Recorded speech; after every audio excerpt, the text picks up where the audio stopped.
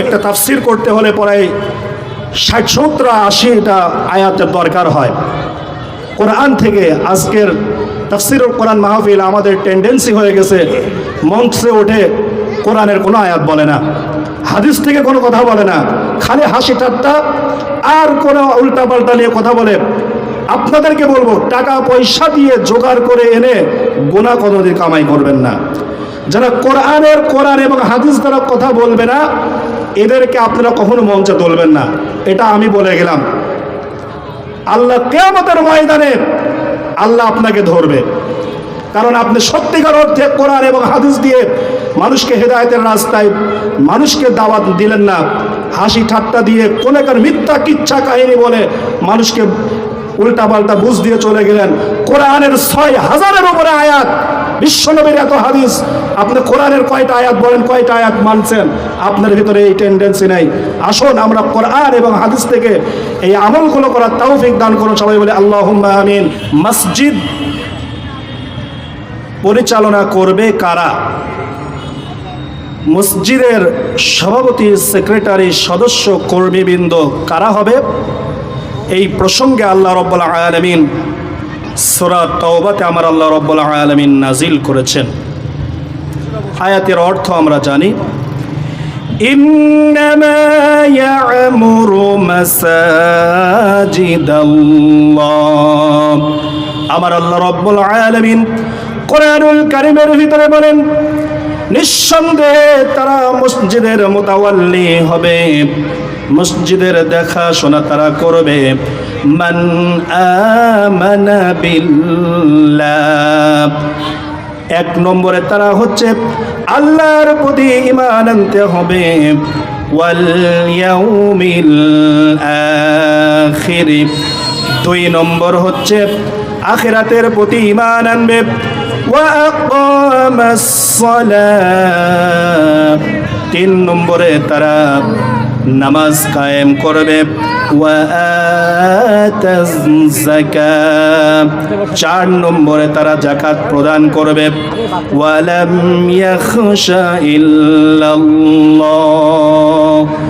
আর 5ম নম্বরে গুণ হবে একমাত্র আল্লাহ ছাড়া কাউকে ভয় করা যাবে না। বলেন সুবহানাল্লাহ।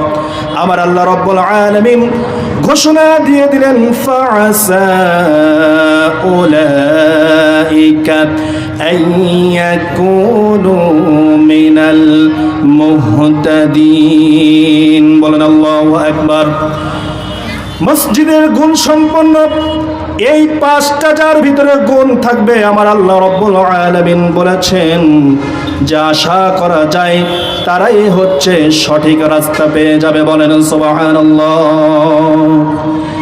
1 নম্বরে গুণ হচ্ছে ঈমান আনতে হবে আল্লাহর প্রতি। আমার ভাইয়েরা, আমার মুসল্লিবৃন্দরা, কান খুলে শুনে রাখুন, ঈমানের ডেফিনিশন, ঈমানের আলোচনা অনেক লম্বা কথা, সময়ে যেহেতু সংক্ষেপ কথা বলা যাবে না। ঈমান প্রসঙ্গে সর্বপ্রথম আল্লাহর কাছে ঈমান আনতে হবে, আল্লাহর প্রতি ঈমান আনতে হবে। এক যে আল্লাহ আছেন, আল্লাহ রাব্বুল আলামিন সূরা আনআমের 102 নম্বর আয়াতে আমার আল্লাহ রাব্বুল আলামিন ঈমান সম্পর্কে জানিয়ে দিলেন, যালিকুমুল্লাহু রাব্বুকুম লা ইলাহা ইল্লা হুয়া খালিকু কুল্লি শাইইন ফা'বুদুহু ওয়া হুয়া আলা কুল্লি শাইইন ওয়াকিল। ঈমান সম্পর্কে আল্লাহ রাব্বুল আলামিন বললেন, যালিকুমুল্লাহু রাব্বুকুম, ওটাই হচ্ছে তোমাদের রব, তোমাদের প্রতিপালক। লা ইলাহা ইল্লাহু, তিনি ছাড়া কোনো আইনদাতা নাই, বিধানদাতা নাই, শাসনকর্তা নাই, লালনকর্তা নাই, পালনকর্তা নাই। সর্বময় সার্বভৌমত্বের মালিক তিনি ছাড়া আর কেউ নাই। খালিকু কুল্লি শাইইন ফা'বুদু। আবার আল্লাহ রাব্বুল আলামিন বলেন, সমস্ত এই আসমান আর জমিনের ভিতরে যা কিছু আছে এর সৃষ্টিকর্তা হচ্ছেন একমাত্র আল্লাহ রাব্বুল আলামিন। বলেন সুবহানাল্লাহ। ফা'বুদু। আর আল্লাহ রাব্বুল আলামিন বলেন, অতএব আমারই ইবাদত করো, কেননা ওয়া হুয়া আলা কুল্লি শাইইন ওয়াকিল। তিনি সব বস্তুর উপরে হচ্ছে কর্মবিধায়ক, তত্ত্বাবধায়ক। বলেন সুবহানাল্লাহ। আল্লাহ রাব্বুল আলামিন ঈমান প্রসঙ্গে কোরআনুল কারীমের ভিতরে বলেন, ফামান ইয়াকফুর বিত্তাগুতি ওয়া ইউমিন বিল্লাহ ফাকাদ ইসতামসাকা বিল উরওয়াতিল ওয়াসকা লা ইনফিসামা লাহা ওয়াল্লাহু সামিউন আলীম। আমার আল্লাহ রাব্বুল আলামিন বলেন, ফামান ইয়াকফুর বিত্তাগুত, যারা তাগুতকে অস্বীকার করেছে, বর্জন করেছে। তাগুত হলো ওই শক্তি, সমাজ শক্তি, ইসলামের বিদ্রোহী শক্তি, রাষ্ট্র শক্তি, প্রশাসন শক্তি, যারা নিজেও আল্লাহর আইন মানে না, অন্য কেউ আল্লাহর আইন মানতে দেয় না। আল্লাহ রাব্বুল আলামিন বলেন, যারা ঈমান আনবে এবং তাগুতকে প্রত্যাখ্যান করবে, ওয়া ইউমিন বিল্লাহ ফাকাদ ইসতামসাকা বিল উরওয়াতিল ওয়াসকা। আল্লাহ রাব্বুল আলামিন বলেন, সেই ব্যক্তি যদি ঈমানকে মজবুত করে, যদি আমার আল্লাহ রাব্বুল আলামিন শক্তভাবে ধরতে পারে, যদি আমার বান্দা শক্তভাবে ঈমানকে মজবুতি করে ধরে রাখার চেষ্টা করে, আল্লাহ রাব্বুল আলামিন বলেন, লান ফিসামা লাহা, পৃথিবীর কোনো শক্তি, কোনো সুপার পাওয়ার তাকে কোনোদিন ছিন্ন বিচ্ছিন্ন করতে পারবে না। ঠিক কিনা মুসলমান? আল্লাহ রাব্বুল আলামিন বলেন, ওয়াল্লাহু সামিউন আলীম। আল্লাহ রাব্বুল আলামিন বলেন, আর আল্লাহ রাব্বুল আলামিন সব কিছু শোনেন আর তিনি সব বিষয়ে তিনি জ্ঞান রাখেন। বলেন সুবহানাল্লাহ। আল্লাহ রাব্বুল আলামিন দ্বিতীয় নম্বরের গুণ হচ্ছে, যারা আখিরাতের প্রতি ঈমান আনে, এই জীবন শেষ করার পরে আমাদের একদিন পরকালে যেতে হবে, কবরের জীবন শেষ, কবরের জীবন শুরু হয়ে যাবে।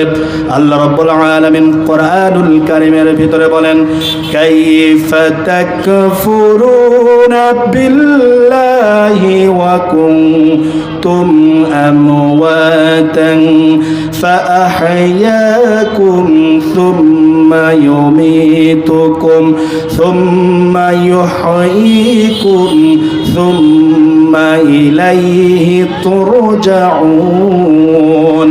আল্লাহ রাব্বুল আলামিন বলেন, কেমন করে অস্বীকার করো, তোমরা তো ছিলে মৃত অবস্থায় পড়েছিলে, এরপরে তোমাদেরকে আমি জীবন দিয়েছি, এরপরে তোমাদেরকে আবার মৃত্যুবরণ করতে হবে, এরপরে তোমরা আমার কাছে আবার তোমাদেরকে জীবন দেওয়া হবে, এরপরে তোমরা আবার আমার কাছে ফিরে আসতে হবে। অতএব আখিরাতের প্রতি ঈমান আনতে হবে।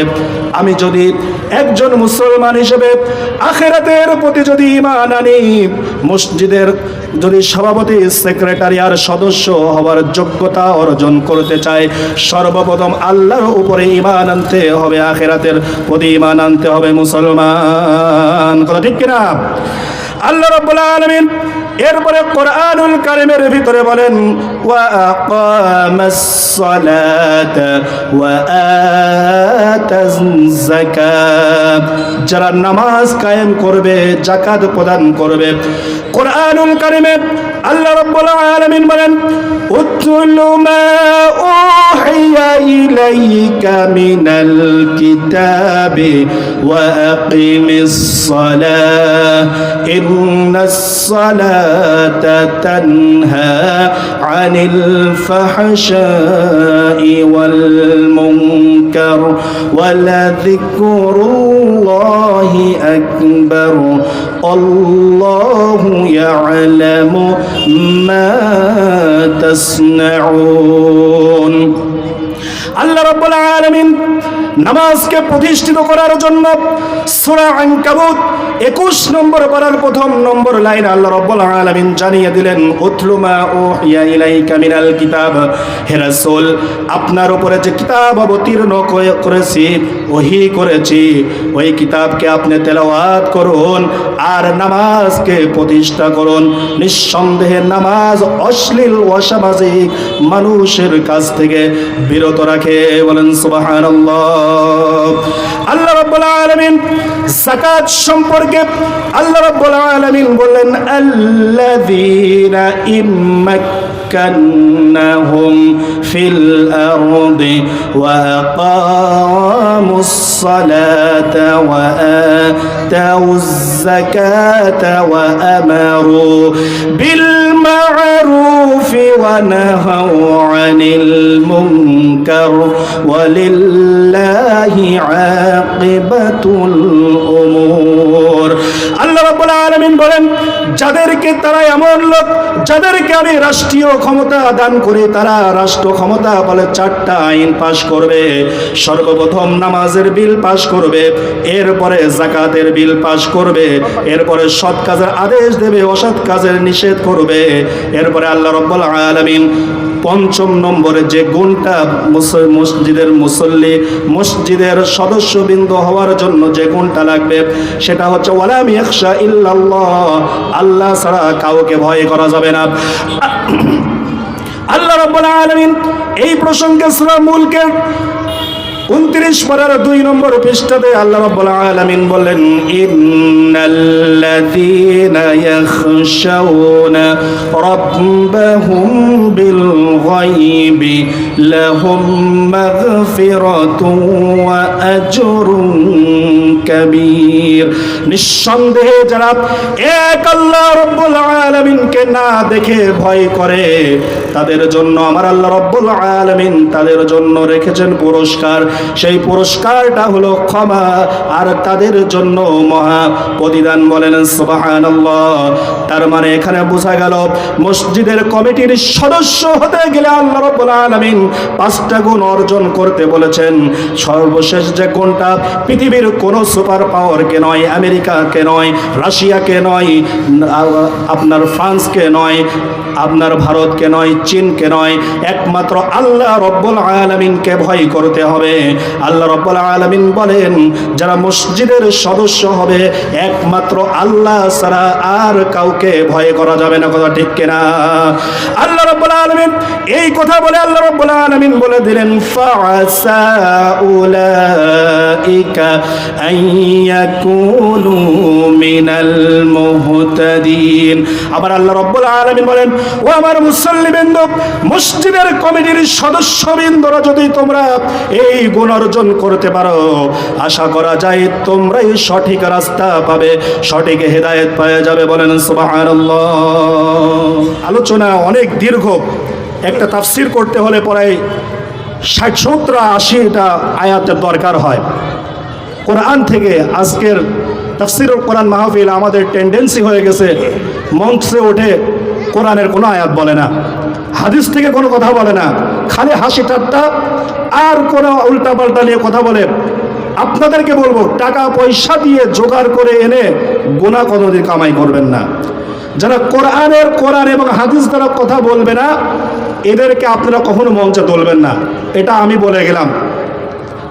আল্লাহ কিয়ামতের ময়দানে আল্লাহ আপনাকে ধরবে, কারণ আপনি সত্যিকার অর্থে কোরআন এবং হাদিস দিয়ে মানুষকে হেদায়েতের রাস্তায় মানুষকে দাওয়াত দিলেন না, হাসি ঠাট্টা দিয়ে কোনেকার মিথ্যা কিচ্ছা কাহিনী বলে মানুষকে উল্টাপাল্টা বুঝ দিয়ে চলে গেলেন। কোরআনের 6000-এর উপরে আয়াত বিশ্বনবীর এত হাদিস, আপনি কোরআনের কয়টা আয়াত বলেন, কয়টা আয়াত মানছেন? আপনার ভিতরে এই টেন্ডেন্সি নাই। আসুন আমরা কোরআন এবং হাদিস থেকে এই আমলগুলো করার তৌফিক দান করুন। সবাই বলে আল্লাহুম্মা আমিন।